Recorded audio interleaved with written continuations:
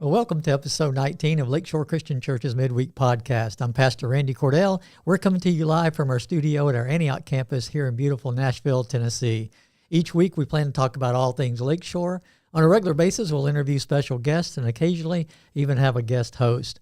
I want to encourage you, if you haven't done so already, to subscribe to the podcast, become a regular listener, invite your friends to join us as well. It's a great way for us to connect midweek. If you miss it live on Wednesdays at noon, you can always go back and catch it later. Each episode is archived on our YouTube channel and other popular podcast platforms. My guest today is my good friend Walter Rouse, our church administrator here at Lakeshore. Welcome, Walter. Thank you, Randy. It's a pleasure to be here. Well, I appreciate you taking some time to talk with us today. I would like for everybody to get to know you a little better. I know you've been around Lakeshore for a long time, but tell us a little bit about your background, where you're from, where you grew up, those kinds of things. How much time do we have? Okay. Well, let's give us the shorter Reader's Digest condensed version. Okay. All right. Well, first of all, I was born in 1946, and like my friend Greg Comp said, I was born at a very young age. That's right.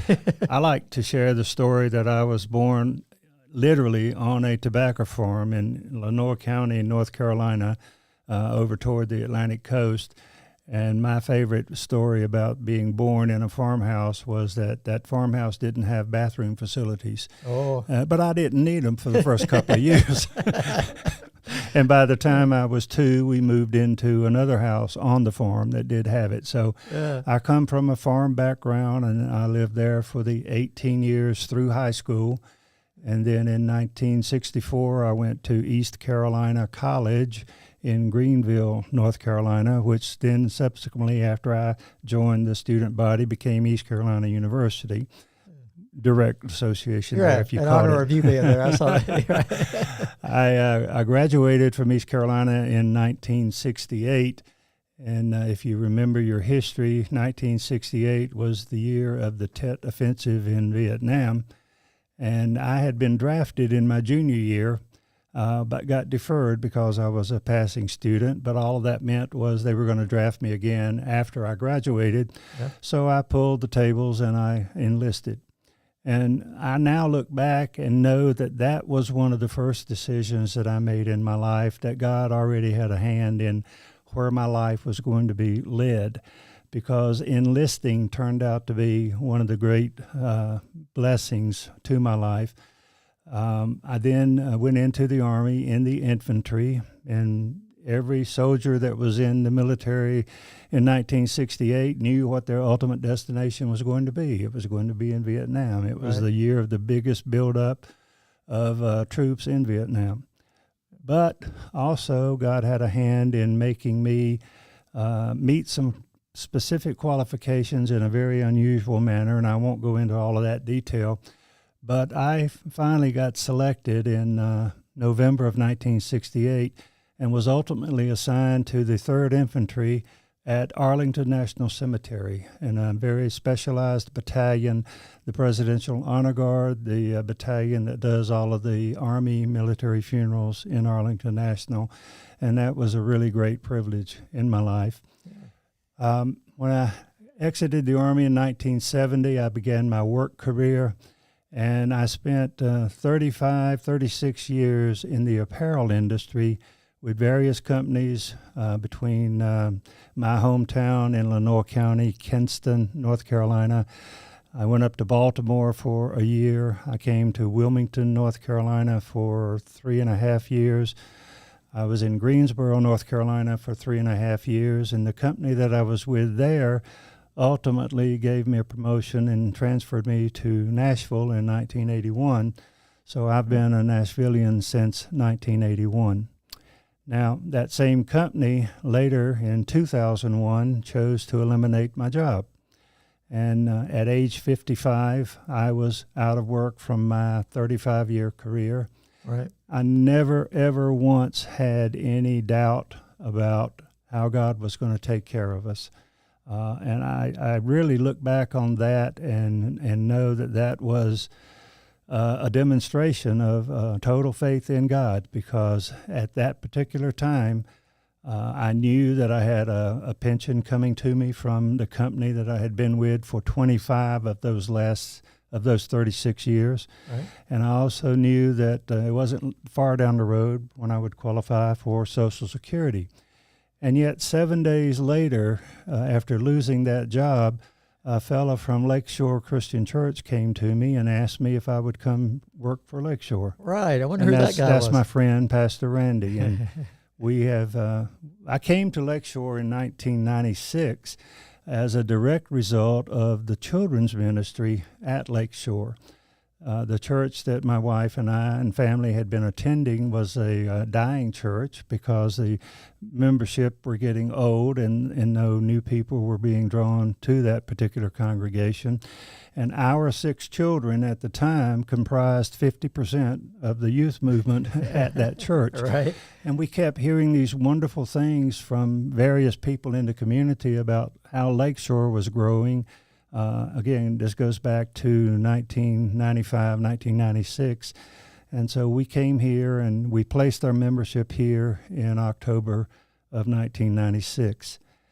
And I had begun teaching Sunday school at that former church about 1994. And about 6 or 8 months after I came to Lakeshore, you invited me to create a course here at Lakeshore that wasn't really Sunday school. It was an education course that the elders wanted taught here. And I'll get into that detail in just a few minutes down the road. Yeah. So I also later found employment with a local Christian fulfillment company. And so I worked simultaneous jobs, both seemingly part-time, but turning them both into full-time opportunities a little later down the road. And within a year of joining that company, I was named general manager of that small company. So I continued that until 2010. Right. So beginning in 2002, I worked for Lakeshore simultaneously while working another job. And since 2010, I've been full-time here at Lakeshore. Yeah. Other than Mike Scherer and myself, you're the longest tenured person on staff here Remaining. at Lakeshore. Yes, and we are thankful for that. I know. Let's correct it.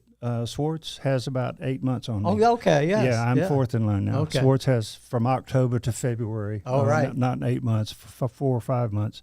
Longer tenure here than I do. Yeah, I guess I was thinking about when you first joined instead of when you actually started Yes. the job. Yeah. Yeah, so I was That's a good. member maybe 5 to 6 years before you invited me to come on staff. Yeah. And to show that God has a sense of humor, your specific challenge to me was, we think we need somebody, come and tell us if we do. And of course, I told you that you did. Of course, yeah. And I met all the qualifications. It's strange how that It happens. just worked out that way. Yeah, it was, as the church was growing, we knew we needed somebody to come in and do more of the, we call that position now church administrator, and that's a lot of things under that umbrella. And Walter's done a great job there. We'll talk more too. He does much more than just what he's paid to do on staff as administrator and volunteer service here. But let's talk a little bit about the job itself. Can I also get back I didn't include my family, and I dare not miss that. That's right. Okay. My wife Lucy and I met in 1981 when I came to Nashville. We worked for the same company, and a little later we both had divorces, and we became a couple, and we married in 1988. She has 4 children, and I have 2 living children. So together, the first couple of years we were married, we had 6 kids in a 3-bedroom house, and that was a lot of fun. Yeah. But now those 6 kids have delivered to us 9 grandchildren, and literally any minute, today, tomorrow, we expect to be great-grandparents. Oh, great. Our grandson's wife is expecting, literally can go any minute now. Well, that's great. Congratulations so on we that. are really, really excited about that. Every time the phone rings, I'm grabbing it and Watching for that, hoping right. this moment is the moment that we find out. So if and we we get know it- we if we know get it it is a- we know it is a boy. It's a boy. So if we get interrupted, you'll know what it is. I mean, well, he'll need to go take care of that call for sure. That's great. Well, I did want people to know, I appreciate you sharing about your family, and we love having you and Lucy. Lucy's very involved here at Lakeshore as well, and very much alongside you and serving here, and we love that. I wanted to give everybody just a brief overview. First of all, let's just start with the paid position, administrator. What are some responsibilities you're taking care of as the church administrator there? Well, the single most important is I am financial manager. We don't have a treasurer per se, so I handle all things financial, and that is 100% inclusive of handling the tithes and offerings. I am the single only person who handles tithes and offerings. It's kept so confidential that information rests solely in me. I record all of the givings, and I handle all of the bank accounts. I pay all of the bills. I do everything related to income and outgo of money here at Lakeshore. I have oversight with the elders in that I report the financial condition of the church on a quarterly basis, and any other time I'm asked for specific information. Right. And that really is an awesome position for many reasons. In the earliest days of handling all of this giving and receiving of tithes and offerings, it became quite concerning to me that I had all of this private information about the amounts that families give.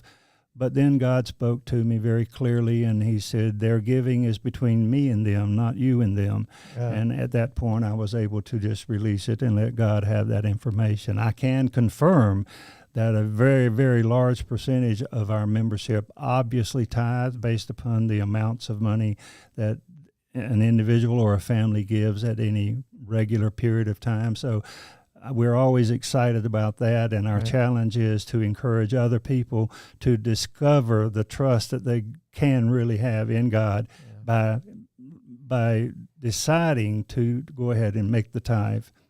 Right. Yeah, we've got a series coming up, as a matter of fact, called The Quest, where we're going to spend several weeks going through a book that my friend Darren Key wrote. Darren's going to be a guest on the podcast here in a week or so and talk about that. But we always we do an annual encouragement of people to look at stewardship from a biblical, godly perspective, and being able to give the tithe is a part of that, learning to trust God with your whole life. It's not just about the money. It really is. I've experienced it with my own life when I lost my career job, a six-figure salary job when I was 55 years old. And within 7 months, God had provided me with 3 different jobs that I didn't apply for, didn't ask for. Right. He provided for me.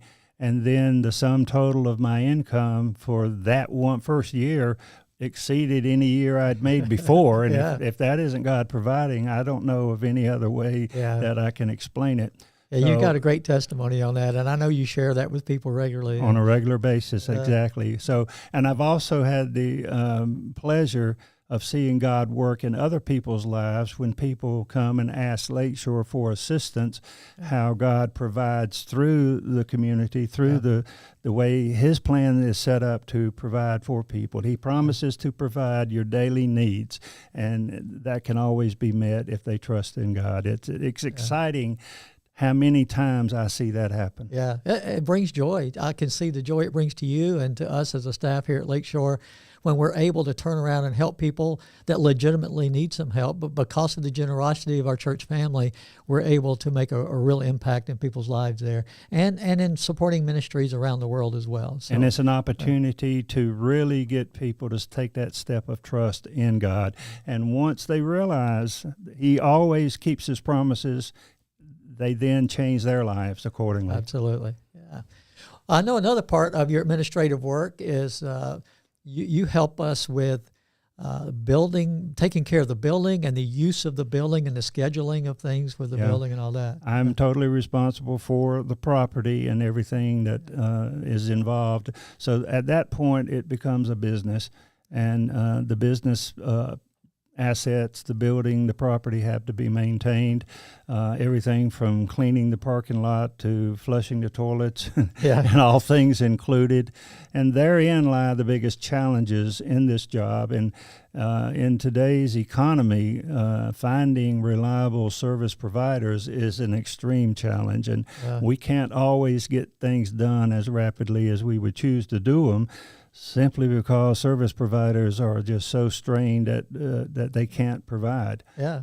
We see businesses. Just yesterday, I found a very popular restaurant here in this area closed its doors simply because the staffing wouldn't allow them to keep operating profitably. But maintaining the property and scheduling events for people who want to use our property for outside events, all of those things fall under my job responsibilities. And, I like to jokingly tell people when the fire alarm goes off at 2:30 in the morning, I'm the only one that gets called. Yeah, and I intentionally set it up that way. I don't want that call. But no, we appreciate that. That doesn't happen often, but the burglar alarm does go off sometimes more frequently. Yeah, and with 2 campuses too, it makes it a little bit more challenging. Since we've added the other campus, you've got the responsibility of oversight of that property as well. So, well, we appreciate all that you do on that, and that's just a toe in the bucket, so to speak, of all that Walter does. We appreciate that he does so much on staff.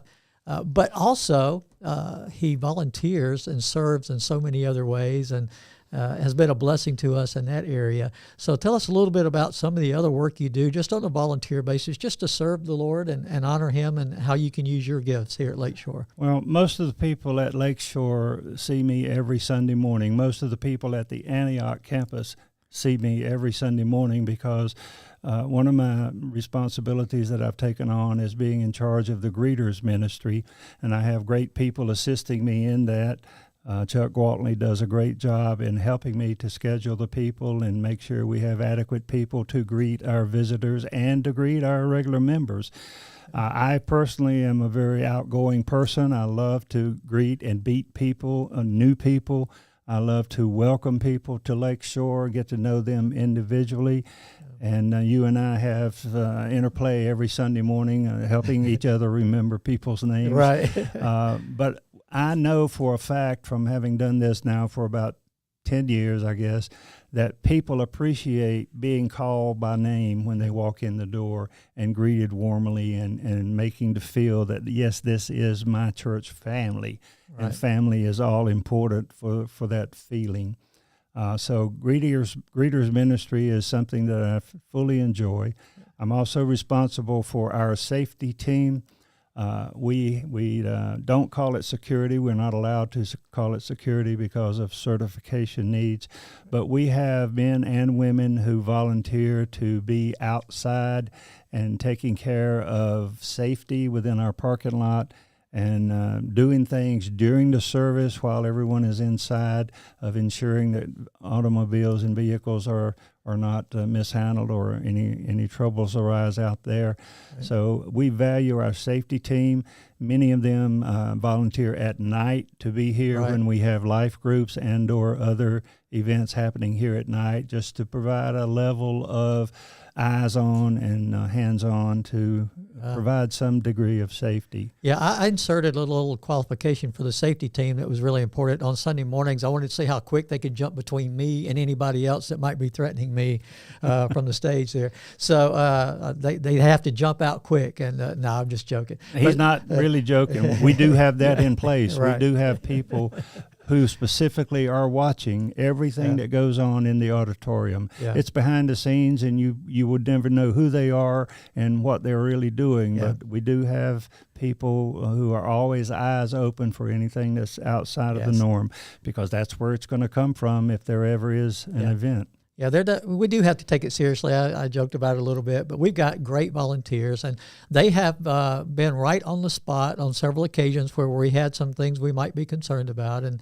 they've done a great job of making sure everybody's protected and well protected and are safe during our services and other events that we have here. I know you got other things you're doing too. Absolutely. The thing that I guess I take the greatest pleasure in is teaching adult Bible. Back in 1998, the elders asked me to create and teach an Old Testament history course.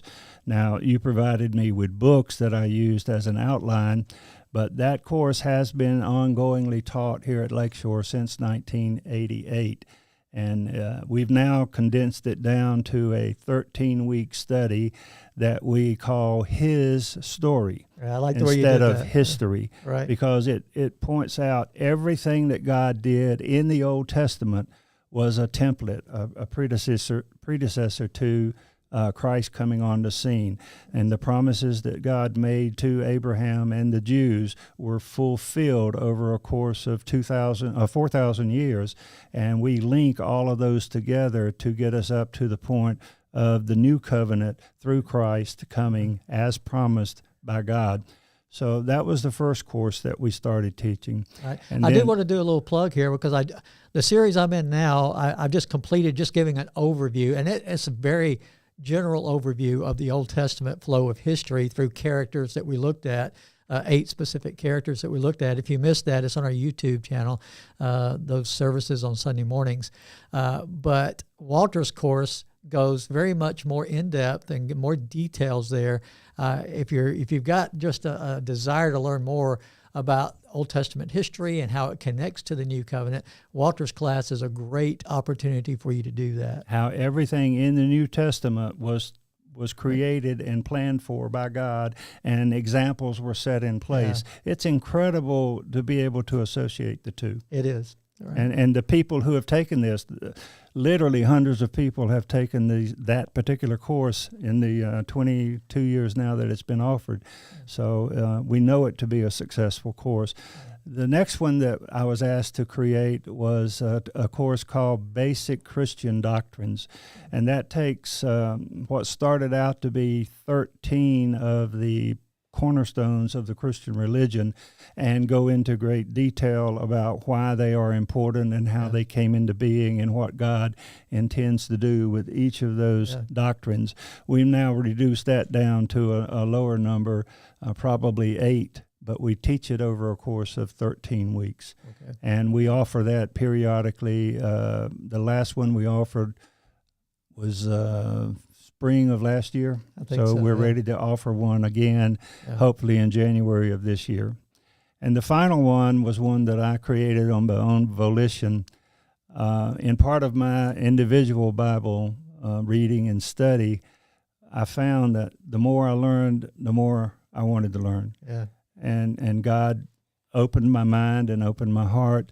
And I borrowed from Randy his commentary. It was an 18-volume set of commentary on the New Testament. And I enjoyed it so much, but I dared not mark up his books, which I tend to do when I study. So I bought my own set of the books. And when I got to the book of Romans, it was just shaking my world. I studied it and studied it and studied it, and finally decided that this is something that more mature Christians need. While we have the basic doctrines for even the most basic first-time walk in Christianity, this one would be the next level up. This would be the 201 or the 301 course in Romans, and I've enjoyed teaching it now about 3 times, and I look forward to people wanting to have that one taught again. Absolutely. We respond to people's interest. Yeah. So if you have interest in any one of these 3 courses, just let me know, and when I see enough interest is there, we'll schedule another one. Yeah, you can email Walter. I think it's just walter@lakeshorechristian.com, right? And it's on the website if you need to click on it. There you go. If you can't even remember that. Yeah.